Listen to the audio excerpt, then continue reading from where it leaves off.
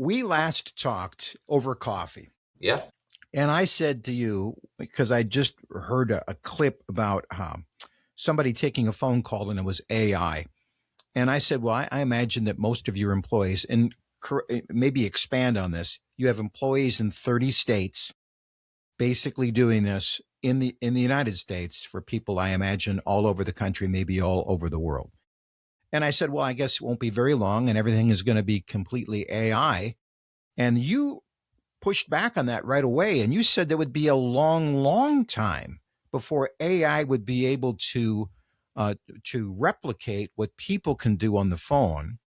So tell me how AI helps measure the quality of the conversation, the the job satisfaction, how you use AI, and also how AI, to your point, cannot replicate people, at least for quite some time.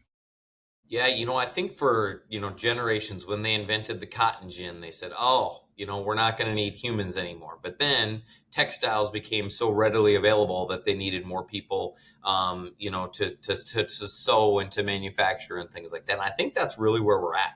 And pick your technology, right? Going back, when throughout the decades, the generations from the end of it. So, right now, what I love is we're utilizing AI for part of the interview process. So if you apply for a job, the AI can look at your resume and identify if you're a fit or not, or if you're a top fit or not. It can even ask you questions and say, actually, Jeff, you didn't mention anything about this. You can then have your first interview with an AI avatar that can look like you, can look like me, however you want to make it. Is it going to look at my pupils to tell, when your eyes kind of shift, they can tell if you're lying? It does. It actually scores your confidence rate. It scores your grammar. It scores your dictation, all of those types of things. So Jeff Gould is a liar. He doesn't know about technology. He said he did. I have a 17-year-old daughter, and I always say, our 18-year-old daughter, when she gets home, I'm like, okay, I need you to sign into this website, and I need you to tell me where you were, because it's going to tell me whether you're telling the truth or not,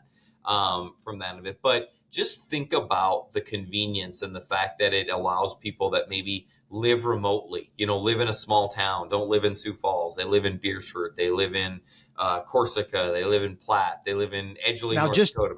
Just as a side note, of course, this can go all over the country. All the towns you've mentioned are little tiny towns in South Dakota, but these little tiny towns could be Texas, Montana, Arizona, wherever people live in rural communities but can't necessarily drive to a major city where the job normally has been. Yes, thank you. Yeah, and so Texas is actually my largest state. If you look between Dallas and San Antonio and Houston, there are millions of people living in rural communities that have great problem-solving skills. Now the technology exists between fiber and satellite to be able to have them connected to the world. So that's one of the things that I look at, that this gives us access to a talent pool that we maybe didn't have before. The other thing is the demand for non-face-to-face interactions is going through the roof. 10 years ago, you went to a restaurant to eat. You went to the doctor for healthcare. You went to a bank to get a loan. You went to your insurance man, or he came to you and came to your house and had a lemon bar and coffee, and you bought insurance. Now, a lot of those things can be done, at least initial stages, with someone that's not at the doctor's office, isn't at an insurance office, isn't at a bank, isn't whatever the case might be. So we are seeing interactions going up, things that you're doing remotely, over the phone, via chat, via text, online, almost doubling every 5 years. And I think you're going to continue to see some of that piece of it. So the questions that you're getting asked and the things that you need to have done are just going up. In addition to that, in the U.S. and actually in most countries, China's running into this, Europe's running into this. We are not having children as fast as our relatives did, and we are getting to the point to where and people are living longer, but not necessarily working a traditional job longer. So, like at 5-Star, I have 16-year-olds that work for me, and I have a 78-year-old that works for me.